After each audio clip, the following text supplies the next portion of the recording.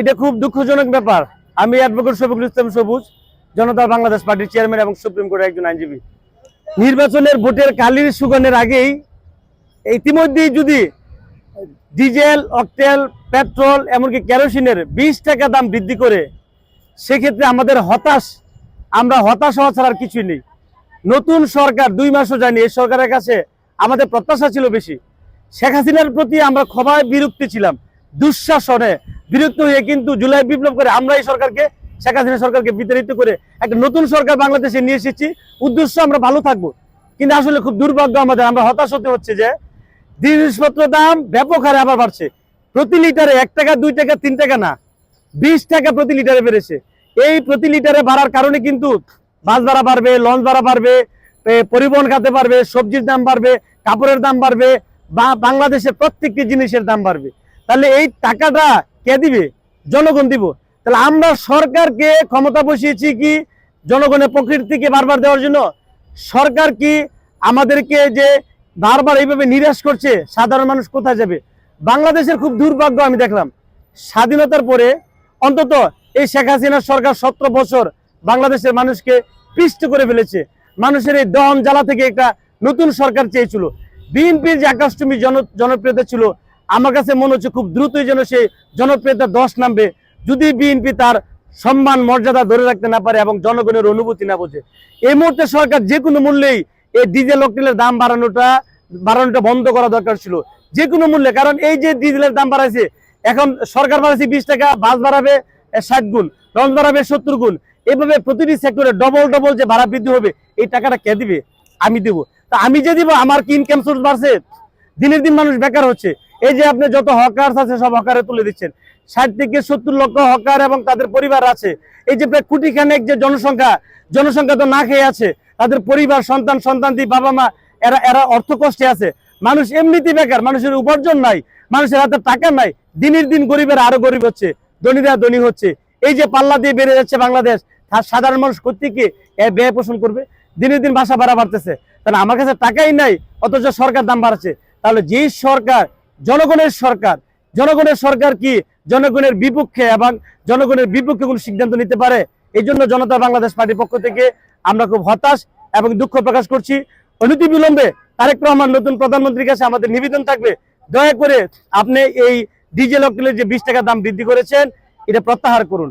প্রত্যাহার করে আপনি কিভাবে এইটা দূরত্ব সমাধান করা যায়, আপনি সমাধান করার চেষ্টা করবেন।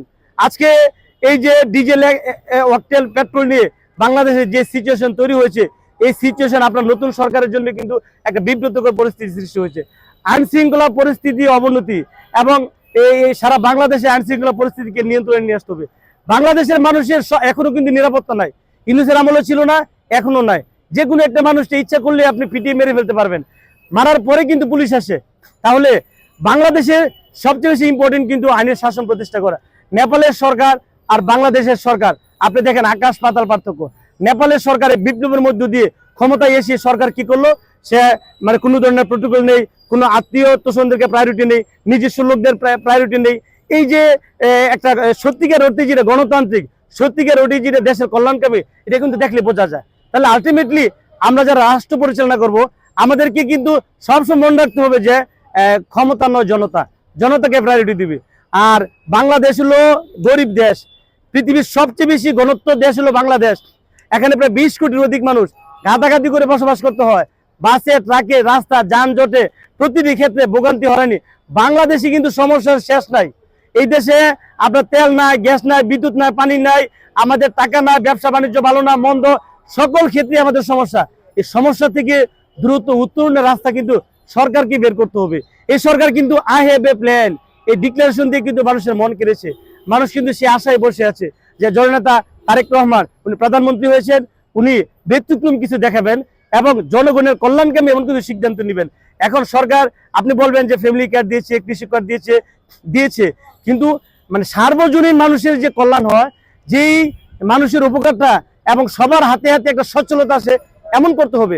রাজনীতি বেনিফিশিয়ারির জন্য আপনি কার্ড দিলেন, দেখা গেছে এই ভোটারগুলো আপনার হলো, এটা জনগণের টাকা দিয়ে আপনার ভোটারকে আপনি ফিক্সড করছেন। এটা আসলে এটা কতটুকু কতটুকু ইতিবাচক, এটা নিয়ে আসলে প্রশ্ন জাগে। আমি চাই এটা আমাদের বাংলাদেশ, জুলাই 24-এর পরবর্তী যে বাংলাদেশটা, এই বাংলাদেশটা একটা গণতান্ত্রিক সরকারের জন্য আমরা যুদ্ধ সংগ্রাম লড়াই করেছি। প্রায় 2000 অধিক প্রাণ গেছে, অনেকের রক্ত গেছে, আমরা রাজপথে ছিলাম। আমাদের সকলের বক্তব্য একটা, এই মাননীয় এই প্রধানমন্ত্রী আমাদের প্রধানমন্ত্রী, আমরাই তাকে ভোট দিয়ে প্রধানমন্ত্রী বানিয়েছি।